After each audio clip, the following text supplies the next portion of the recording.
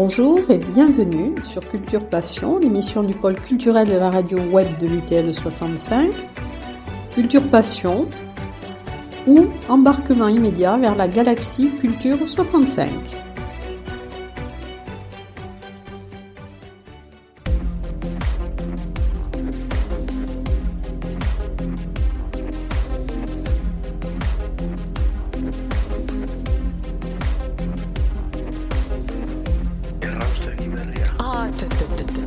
Ez da erraustegi bat.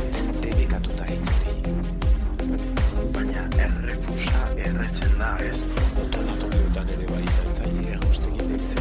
Brian, Europako funtsak. Ez dut zertan erraustegi hitzaera. Aha, ezagutzen duzu konta gure komunikazio arduradun berria?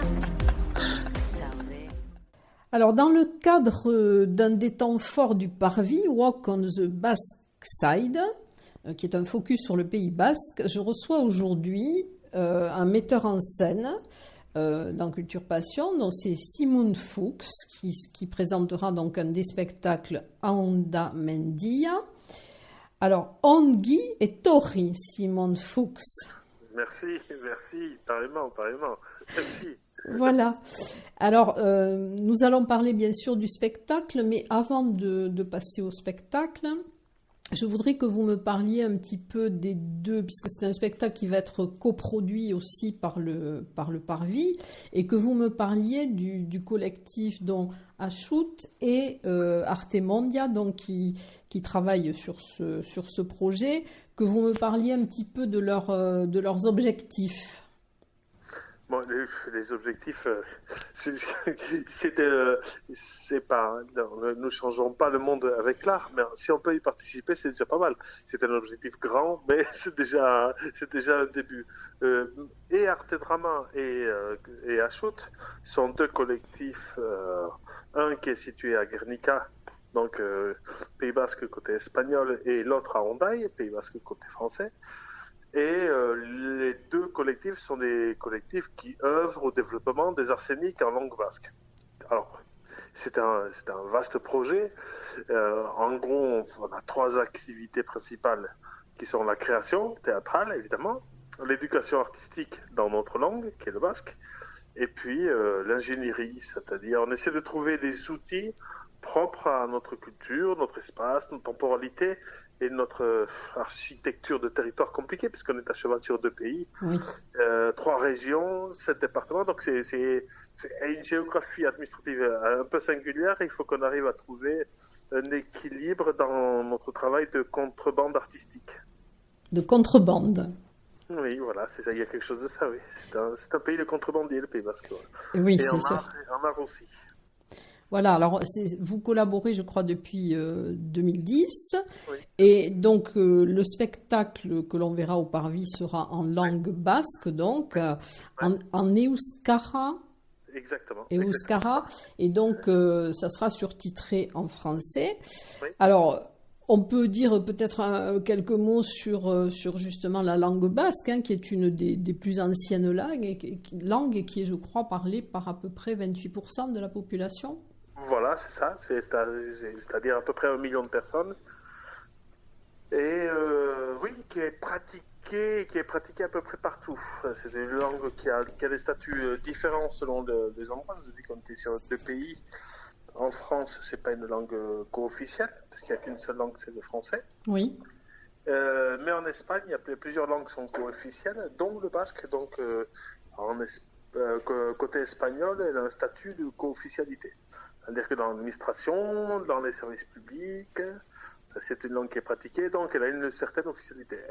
Ça reste une langue minorisée, c'est-à-dire qu'elle n'a pas le même statut juridique que l'espagnol, mais avec une autre force de développement. C'est une langue qui est plutôt parlée, qui est enseignée.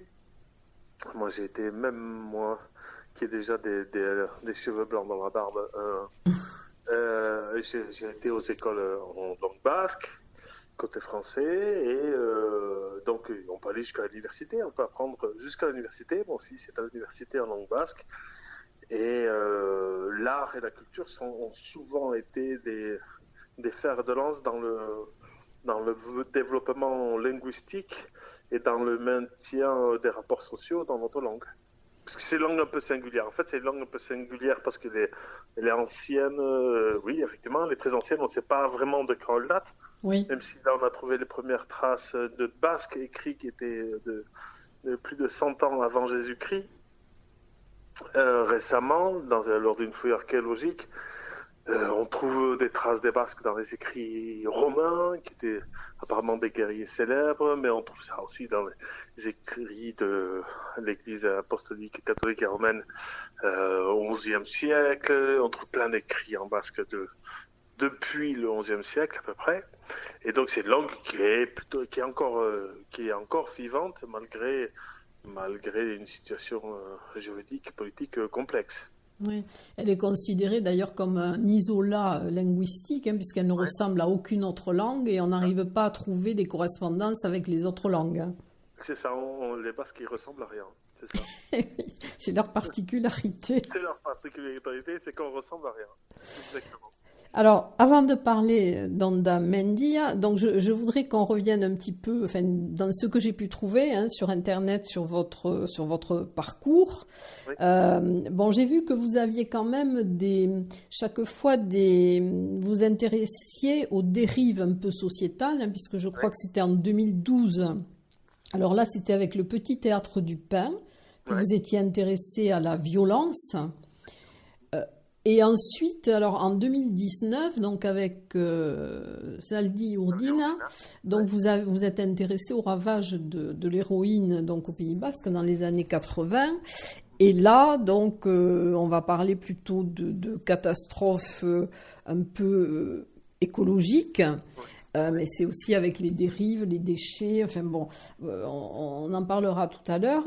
Donc, quel a été, comment est né ce projet? Je crois que c'est parce que vous avez assisté à quelque chose en étant sur une autoroute, donc j'aimerais bien que vous nous racontiez comment est né le projet Ondamendia. Tous nos projets, en fait, nous on raconte nos histoires, c'est-à-dire on ne fait pas, on ne traduit pas Molière en basque ou Shakespeare en basque ou Brest en basque, même si ça a été fait et puis ça c'est intéressant. Mais en fait, on essaie de raconter dans notre langue justement ce qui n'est pas raconté ailleurs. C'est-à-dire nos histoires qui bien sûr parlent au monde, mais des histoires qui ne sont pas dites, racontées. Pourtant, il n'y a qu'à se pencher pour raconter les histoires. Je crois la même chose en français, c'est la même chose en français, en espagnol ou en anglais. Qu'importe, on est très, très riche d'histoires et d'aventures humaines qui parlent de nous, qui sont universelles, qui sont intemporelles. Mais on essaie de trouver un théâtre de proximité, un théâtre de résilience aussi, parce que on est un territoire aussi qui a vécu la violence de manière régulière, comme beaucoup de territoires. Et donc, si on ne trouve pas les mots pour dire ce qui a été vécu, en fait, la résilience c'est compliqué parce que du coup, on reste figé dans nos douleurs ou nos traumatismes. Et l'idée, c'est de trouver le moyen collectivement par le théâtre, qui est l'espace de la démocratie, de sortir de là, puisque le théâtre, la démocratie et la philosophie s'inventent à peu près au même endroit et au même moment. Et je pense que c'est pas pour rien. Donc, on essaie de trouver ça depuis notre endroit, d'être à la fois universel et précis ou sincère, ou en tout cas de savoir à qui on parle, parce que les gens qui parlent à tout le monde ne se parlent qu'à eux-mêmes, et nous on essaie de trouver de pouvoir parler au moins à nos voisins, de raconter en fait des gens qu'on pourrait croiser dans la rue. Donc en février 2020, nous on était en train de tourner de Zaldi Urdina, qui parlait des ravages de la drogue au Pays Basque, parce qu'il y a eu des milliers de morts qui ont été emportés par l'héroïne au Pays Basque. Et c'était pas une coïncidence, mais plutôt certainement une volonté politique ou mafieuse, enfin une volonté d'annihiler toute la jeunesse du Pays Basque. Ça a marché, parce qu'il y a eu énormément de morts, plusieurs milliers certainement. Et nous, on était en train de jouer ce spectacle-là, et on était sur l'autoroute, et on a vu entre Bilbao et Saint-Sébastien, et à un moment donné, on s'est arrêté sur l'autoroute parce que toute l'autoroute était bloquée, et les gens sortaient des voitures comme une première fin du monde, et on voyait dans le fond montagne qui s'était écoulée. Et en fait, ce qui s'est passé, c'est qu'il y a une immense déchetterie, immense, à Saldívar, qui s'est effondrée, qui a emporté avec elle 2 ouvriers. Et cette montagne qui s'est effondrée n'était pas n'importe quelle montagne, parce que c'était une montagne pleine de déchets, pleine de merde, comme un signe précurseur que la nature ne pouvait pas soutenir ou engranger tous les déchets qu'on était en train de produire. C'est comme si on se noyait dans notre propre merde, et en portant en même temps avec elle 2 ouvriers. Donc il y a une dimension presque mythologique. Voilà, une montagne qui nous tombe dessus, c'est comme si la nature nous parlait, ou les dieux, selon si on est croyant ou pas. Et on pensait que c'était important d'en parler de manière assez immédiate, surtout qu'il y avait aussi 2 ouvriers, dont un qui était à 6 mois de la retraite, sachant qu'en Espagne, la retraite est plus tard. Donc il y a énormément d'accidents du travail, par exemple. C'est un sujet sur lequel nous on a travaillé aussi par avant. Les accidents du travail augmentent de manière exponentielle avec l'âge. Et donc c'est aussi un sujet assez important, la condition ouvrière, et qu'on en parle au théâtre, que ce soit pas qu'un temple de la culture bourgeoise, mais aussi le temple de tout le monde, où on puisse s'exprimer, raconter nos peines, nos malheurs et nos joies de manière un peu plus partagée socialement et culturellement. Donc en partant de là, de cette déchetterie qui s'est effondrée en février 2020, et en mars 2020 arrive la pandémie avec le confinement, et les pandémies et les déchetteries sont intimement liées, puisque au départ toutes les déchetteries étaient dans les centres-villes, qui sont devenus des parcs après quand on les a sortis. Le but de Chaumont, c'était une immense déchetterie, et ces montagnes-là, ce sont des montagnes de déchets, ou les petits monts qu'il y a sur les buttes de Chaumont, ce sont des déchets de source, et qui ont été mis ou externalisés, sortis des centres-villes, mis en périphérie des centres-villes, parce qu'il y a eu des énormes épidémies de choléra. Donc ça faisait un peu une boucle temporelle, où juste après un premier signe de la nature ou des dieux ou d'un mythe, il y avait un autre signe qui était celui de la pandémie, qui était plus mondial. Et avec aussi des ouvriers du secteur de la santé qui partaient au feu, on peut le dire comme ça. Ils partaient au travail sans savoir ce qu'ils avaient en face réellement, sans avoir les moyens de se protéger, qui faisaient comme dans les carnavals, qui faisaient des protections à la maison avec des scotch, des masques de Décathlon, des masques de plongée de Décathlon. Enfin voilà, on a vu ça. C'était absurde. On a vu des choses absurdes, visuellement absurdes. Et cette histoire se finit, c'est un spoiler, mais en même temps tout le monde connaît l'histoire, se finit avec le carnaval du février 2022. Parce que le carnaval est très important chez nous, mais je crois que c'est important aussi en Europe, parce que c'est le moment où les vivants et les morts se croisent, où on passe de l'hiver au printemps, et de manière collective, par l'art, cet art, l'art qui n'était pas essentiel pendant la pandémie, qui était secondaire, les supermarchés étaient essentiels, mais pas l'art. Et on pense, nous, au contraire, que l'art est essentiel, justement, pour pouvoir recoudre nos blessures collectivement, et par la métaphore ou l'art, le symbole, la mythologie, qu'importe le moyen ou la façon ou le type d'art qu'on utilise, et ça nous permet de soigner nos blessures ensemble, collectivement. Zerbait esan nahi zenidan? Ez. Eskerrak gure kontrastan.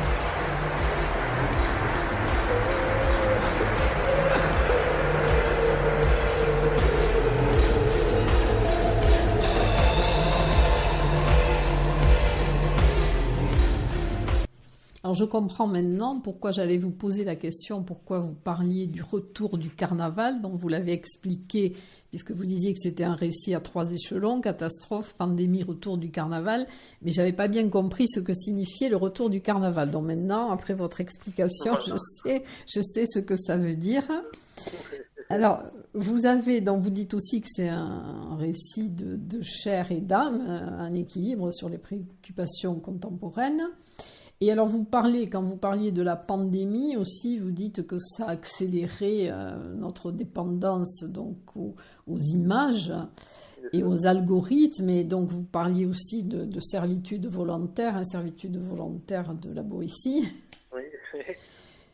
Donc, c'est un peu aussi ce qui va se dessiner de votre spectacle, puisque les gens sont connectés. Enfin, Il y a de ça, c'est-à-dire nous on joue beaucoup. C'est compliqué de raconter cette période sans raconter des écrans et la transformation physique que ça a eu d'abord, parce que nous sommes tous devenus des espèces de Mona Lisa.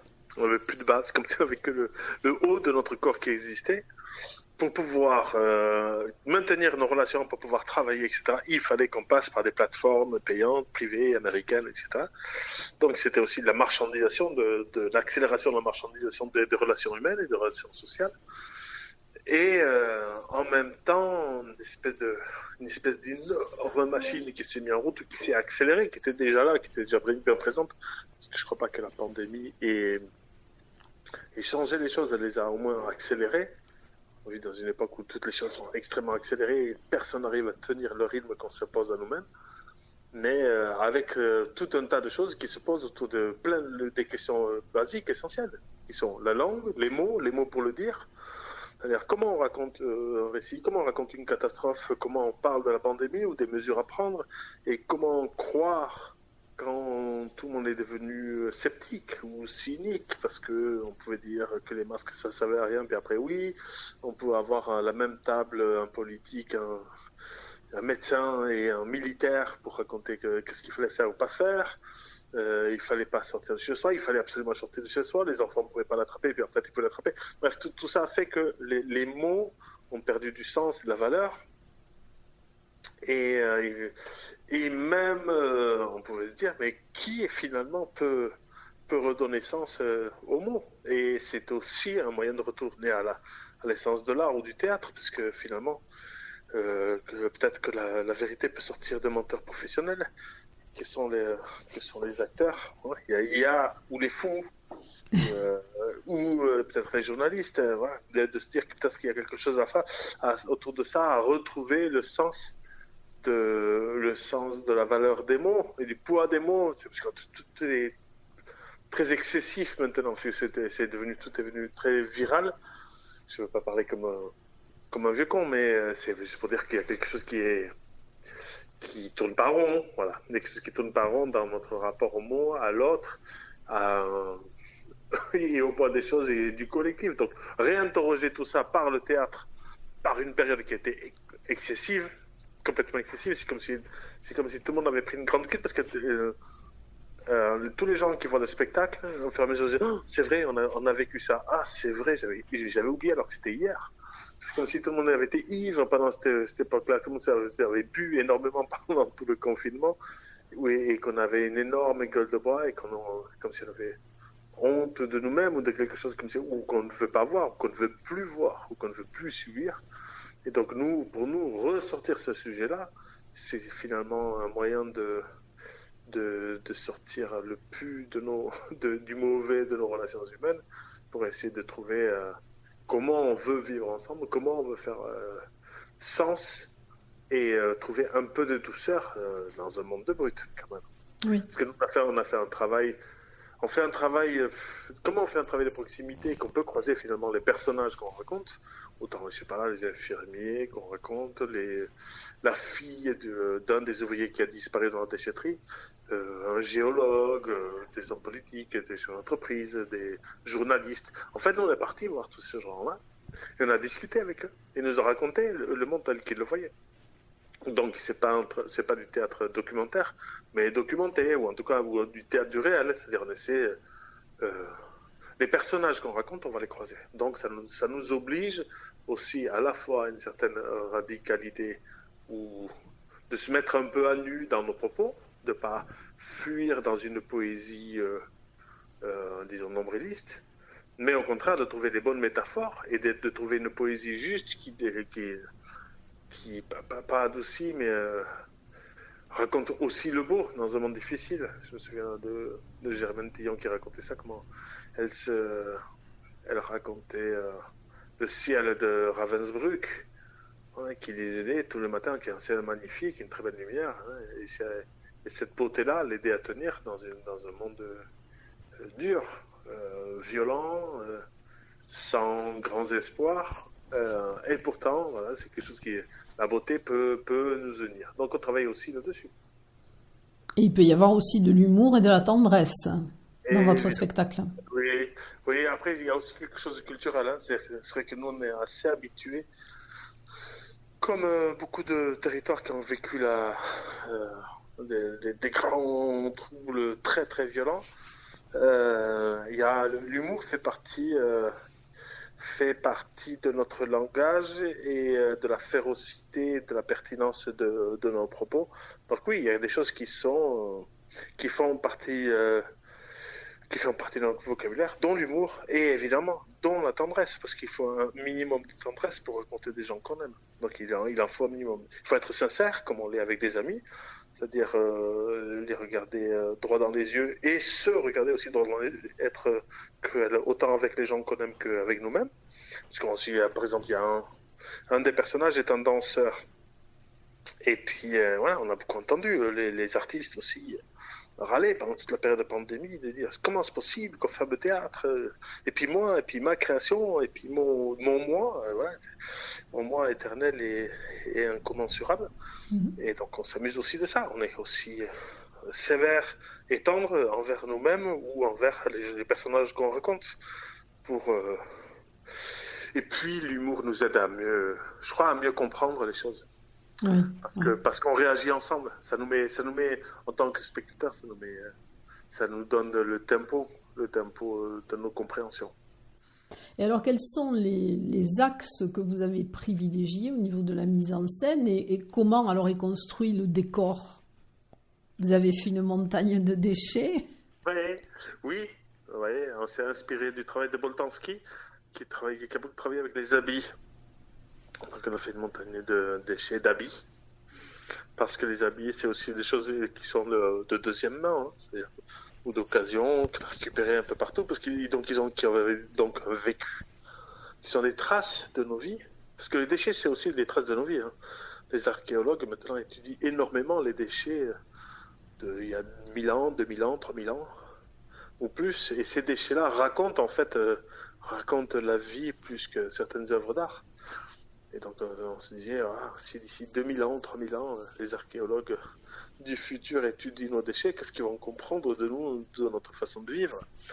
C'est cette partie-là qu'on ne veut pas voir. Donc on a essayé de travailler là-dessus, sur les traces de vie que pouvaient être les habits.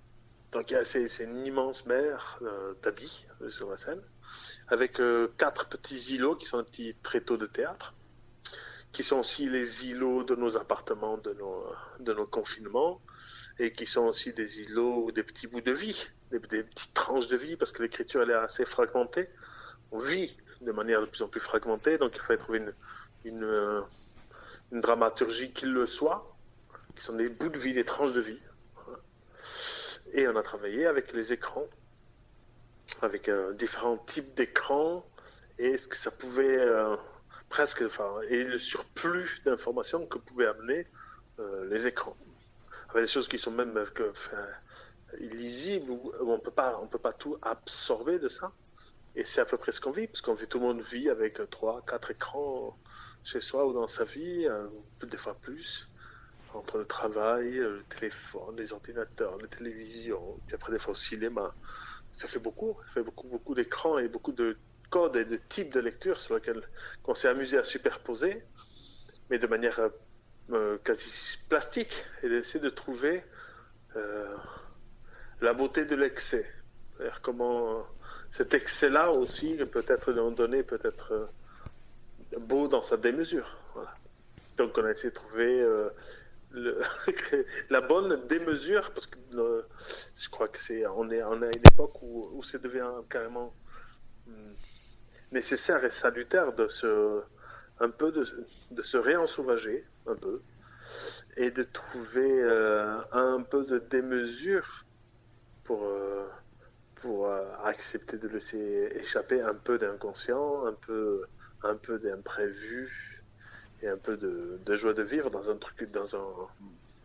dans des relations qui sont de plus en plus prévues, conditionnées, compartimentées, excellisées ou mis en relation par des écrans.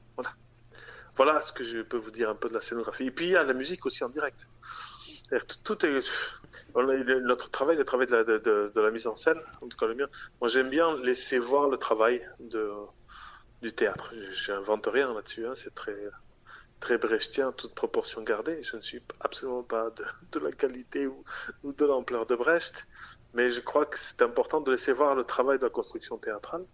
Et donc tout à vue, on voit la musique qui se fait à vue, on voit les changements de costumes, on voit les changements de décor, on voit les changements de lumière qui se fait de manière physique, où les acteurs agissent là-dessus et la mettent en place, parce que c'est une reconstruction subjective d'un réel très, très réel. Donc il fallait trouver la mise en abîme théâtrale et la mise en abîme aussi du travail, parce que c'est une question un peu récurrente. Comment on fait pour travailler? C'est quoi le travail? C'est un espace qui disparaît complètement, je trouve, des théâtres. On voit plus les gens travailler, ou très peu. Il y a une époque, c'était très à la mode. Mais là, on ne les voit pas travailler. Pour nous, c'était important. Et une des bonnes façons de raconter le travail des gens, c'était de laisser voir le travail du théâtre. Donc c'est en fait l'axe principal de la mise en scène, c'est de laisser voir tout le travail du théâtre pour que les histoires existent. Et il y aura combien de personnes sur le plateau? Ils sont 8 personnes.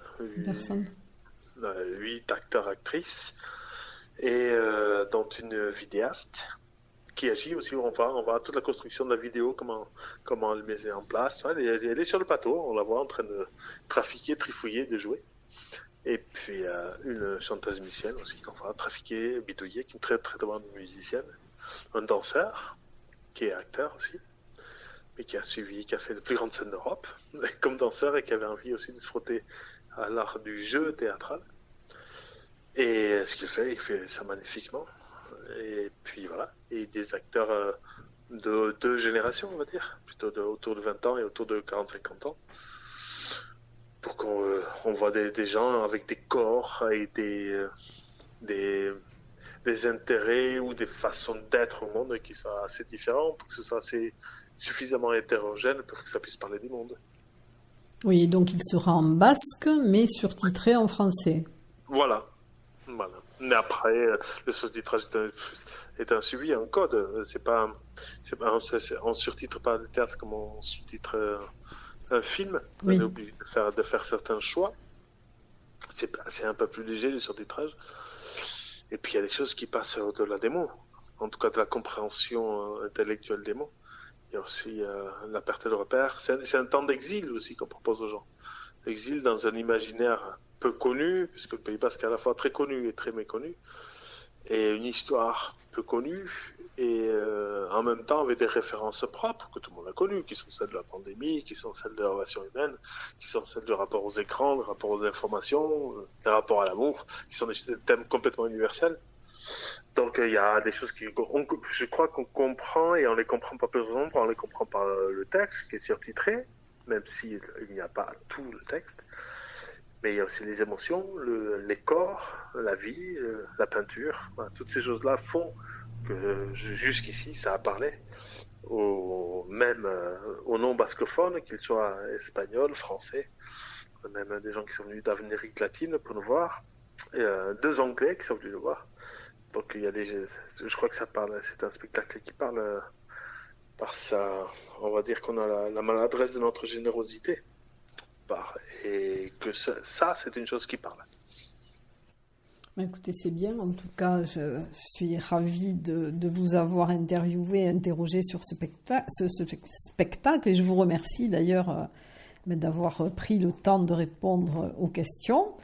Et puis, je vous dis donc à très bientôt pour le spectacle. Je ne sais pas si vous voulez rajouter quelque chose par rapport au spectacle.